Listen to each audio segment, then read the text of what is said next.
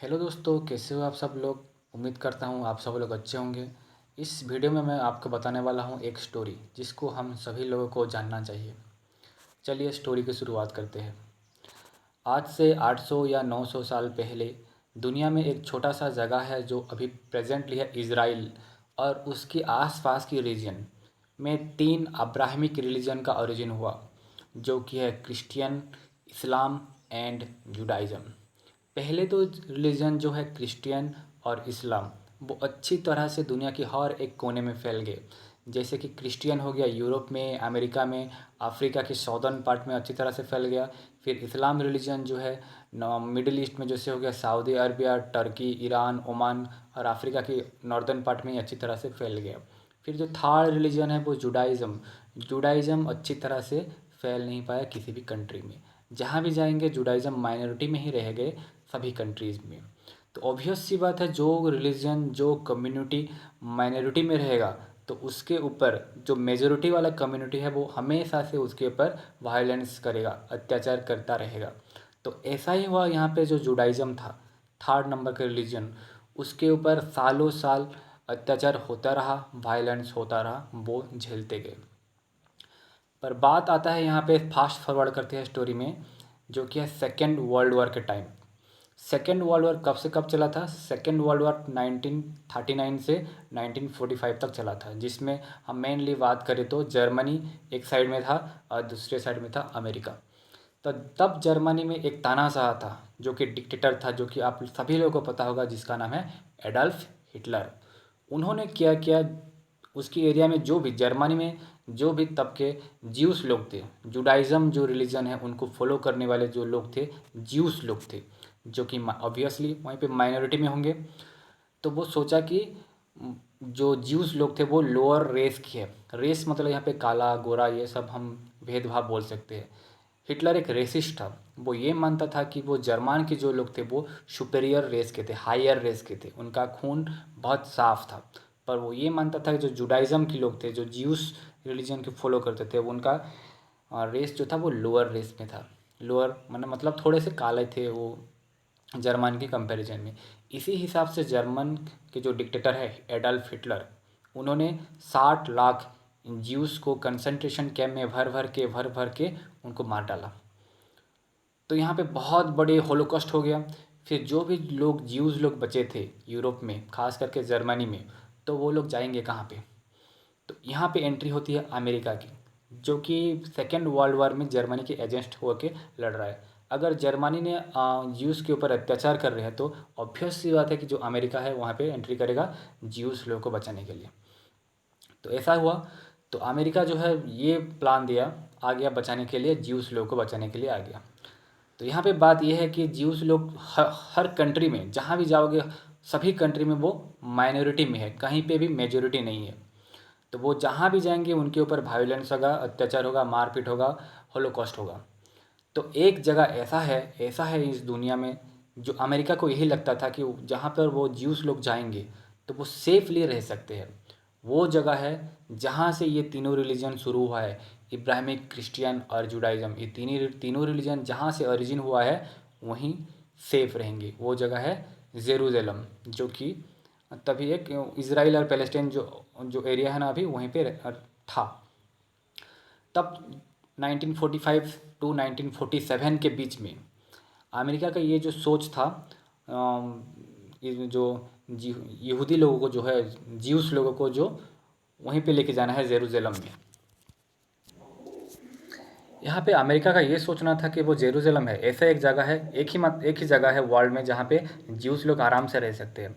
पर दिक्कत ये है कि यहाँ पे जो जेरूसलम है वहाँ पे एक कंट्री है जो कि है पैलेस्टाइन, और पैलेस्टाइन में मेजोरिटी का लोग रहते हैं इस्लामिक रिलीजन वाले लोग, मुस्लिम लोग ज़्यादातर रहते हैं।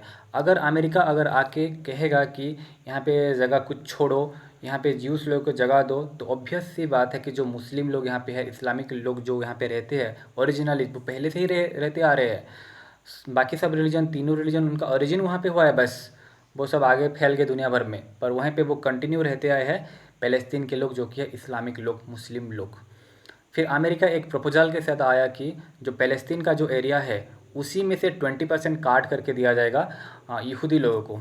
और ऐसा ही हुआ 1948 के साल में। जो पैलेस्तीन जो था पहले से, वहाँ पे जो मुस्लिम मेजोरिटी लोग रहते थे, उन्हीं में से एक छोटा सा जगह 20% एरिया काट करके दिया गया यहूदी लोगों को, और उन्होंने उस कंट्री का नाम दिया इज़राइल। इसी हिसाब से ये छोटा सा कंट्री फॉर्मेशन हुआ इज़राइल, जो कि यहूदी लोगों का एक सेपरेट उनका ही कंट्री था एक। पर उससे नाराज़ थे कौन सा लोग? जो जिससे ये जगह काट के दिया गया है, पैलेस्टीनियन लोग जो कि मुस्लिम थे। ऑब्वियस सी बात है, यहाँ पे एक जगह काट करके दूसरी जगह को दिया गया है। एक में है मुस्लिम मेजोरिटी लोग, दूसरे में है ज्यूस लोग। फिर आता है उनके बीच में स्ट्रगल, क्लास स्ट्रगल। यहाँ पे जगह को लेकर, ज़मीन को लेकर स्ट्रगल, क्योंकि जो पैलेस्तीन का एरिया है ना, बहुत ही छोटा सा एरिया है। अगर इंडिया के साथ कंपेयर किया जाए तो जो केरला है ना स्टेट, उसी के साइज़ का है पैलेस्तीन तब का। उसी में से पैलेस्तीन के लोग भी रहते हैं और इज़राइल के लोग भी रह रहे हैं। तो ऑब्वियस सी बात है, यहाँ पे मिलिट्री और मैंने स्ट्राइक्स होगा, वायलेंस होगा, क्रिएट होगा इन दोनों कंट्री के बीच। तो ऐसा ही हुआ। तो एक छोटा सा ऑर्गेनाइजेशन, छोटा नहीं बड़ा ऑर्गेनाइजेशन, जो कि मिलिट्री नहीं था, वो नॉन वायलेंस में बिलीव करता था। ऐसा एक ऑर्गेनाइजेशन है जो कि है PLO, पैलेस्टाइन लिबरेशन ऑर्गेनाइजेशन। ये फॉर्मेशन हुआ, जो ये स्ट्राइक करके ये बताता था कि ये जो जगह है ये अपना है, ये ज़बरदस्ती करके इज़राइल वालों ने हमसे ले गए हैं। पर ये जो PLO ऑर्गेनाइजेशन था, उससे बहुत बड़ा कॉन्फ्लिक्ट और बढ़ने लगा। जो इज़राइल के जो लोग थे, यहूदी लोग थे, ये भी जगह छोड़ने के राज़ी नहीं थे, क्योंकि जहाँ भी जाएंगे दुनिया में उनके ऊपर अत्याचार होने वाला है। तो इसी कॉन्फ्लिक्ट के कारण उन दोनों के बीच में, इज़राइल और पैलेस्तीन के बीच छोटे छोटे वार, बीच बीच में छोटा छोटा कॉन्फ्लिक्ट होता गया, वार होता गया। जिससे कि जो इज़राइल है, इज़राइल के पीछे सपोर्ट है अमेरिका का। इसी हिसाब से पैलेस्तीन का पीछे का सपोर्ट ऑल मुस्लिम कंट्री तब का। मुस्लिम कंट्री जो भी होगा, सऊदी अरबिया हो गया, टर्की हो गया, ये सब मुस्लिम कंट्री, इजिप्ट हो गया, ये सब सपोर्ट करते हैं पैलेस्तीन को। और जो इज़राइल को सपोर्ट है अमेरिका। तब इन दोनों के बीच का जंग ऑब्वियसली, तब अमेरिका एक बहुत बड़ा सुपर पावर था। तब जो इज़राइल को सपोर्ट कर रहा है अमेरिका, तो ऑब्वियस सी बात है जो भी जंग होगा उसमें इज़राइल ही जीतेगा। ऐसा ही हुआ। जितना भी जंग होता गया, जितना भी वार होता गया, इज़राइल जीतता गया। और जब तक इज़राइल जीत रहा है, तभी वो छोटा छोटा एरिया पैलेस्टाइन से अपने टेरिटरी में शामिल कर रहा है। तो ऐसा बीतता गया, टाइम चलता गया। तो जो पैलेस्टाइन पहले 80% जगह में राज करता था पैलेस्टाइन, और इज़राइल बस 20% एरिया में था। उन दोनों का एरिया, इज़राइल का एरिया धीरे धीरे बढ़ता गया, पैलेस्टाइन का एरिया धीरे धीरे कम होता गया। ऑब्वियस सी बात है, इसमें जो है मुस्लिम लोग थे, इस्लाम के रिलीजन के फॉलोअर्स थे, वो ऑब्वियस से गुस्सा होंगे, बहुत गुस्सा होंगे। पहले तो उनका एक ऑर्गेनाइजेशन था जो कि है PLO, पैलेस्टाइन लिबरेशन ऑर्गेनाइजेशन, उससे कुछ भी नहीं हो रहा है। तो फिर 1987 में एक दूसरा ऑर्गेनाइजेशन बना, जिसको हम कहते हैं अभी का एक मिलिट्री ऑर्गेनाइजेशन, जो कि है हमास, HAMAS, हमास, जो कि अटैक करने लगा, स्ट्राइक्स करने लगा, बम गोला बारूद, एक मिलिट्री टेररिस्ट ऑर्गेनाइजेशन का टाइप का है। अगर यहाँ पे देखा जाए तो हमास जो है कंट्री, हमास जो ऑर्गेनाइजेशन है, इसको बहुत सारे कंट्री है जो कि टेररिस्ट ऑर्गेनाइजेशन मानते हैं, और बहुत सारी कंट्री है जो कि टेररिस्ट ऑर्गेनाइजेशन नहीं मानते। जैसे कि होगा इज़राइल हो गया, अमेरिका हो गया, इंडिया हो गया, ये सब मानते हैं कि हमास एक टेररिस्ट ऑर्गेनाइजेशन है। बट अमेरिका की अपोजिट जो कंट्री है, रशिया हो गया, चाइना हो गया, ये सब मानते हैं कि ये एक टेररिस्ट ऑर्गेनाइजेशन नहीं है, ये अपने हक़ के लिए लड़ रहे हैं। जो कि उनका ज़मीन उनसे छीन गया है, उसको पाने के लिए ये सब लड़ रहे हैं। तो इस तरह से PLO और हमास का फॉर्मेशन हुआ, और उनके बीच का वार का मिटना कभी दिखाई नहीं दे पड़ता, कि उनके बीच में कभी सीज़ फायर होगा, कभी वायलेंस कम होगा, ख़त्म होगा, ये सब दिखाई नहीं दे रहा है प्रेजेंटली अभी तक। ये दोनों जो है इज़राइल और पैलेस्टीन के जो है हमास, ये इन दोनों में वार चलता रहा है। यहाँ पे देखा जाए तो इज़राइल जो कंट्री है, जो कि जुडाइज़म रिलीजन के फॉलो करते हैं, वो उसका भी एक मजबूरी है, क्योंकि वो कहीं और जा नहीं सकता। इसीलिए वो अपना टेरिटरी बढ़ाने के लिए वो कुछ भी किया। वो पैलेस्तीन के जो लोग थे उनको मर्डर किया, छोटे बच्चों का रेप किया, बहुत सारा कुछ हुआ वहाँ पे, और उनका टेरिटरी वो बढ़ाते गए।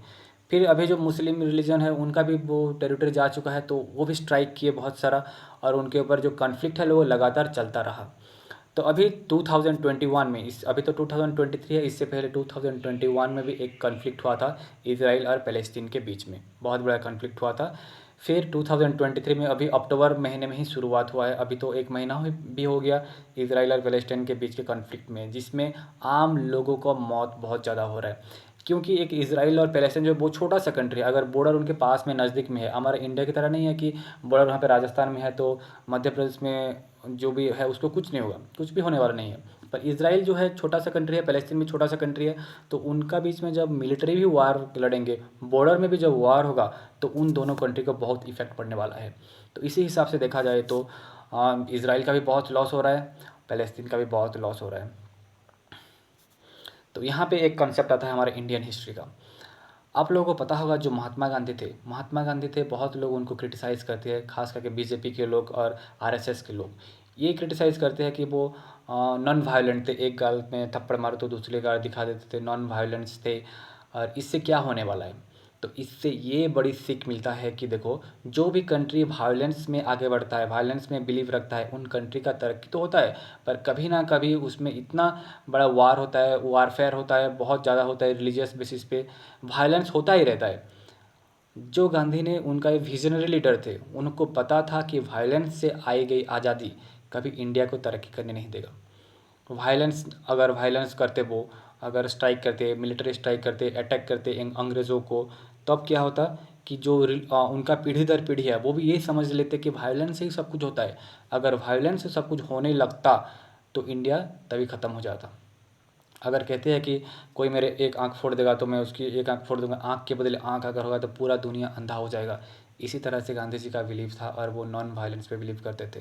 तो इसी हिसाब से अगर नॉन वायलेंस को हम अगर फॉलो करेंगे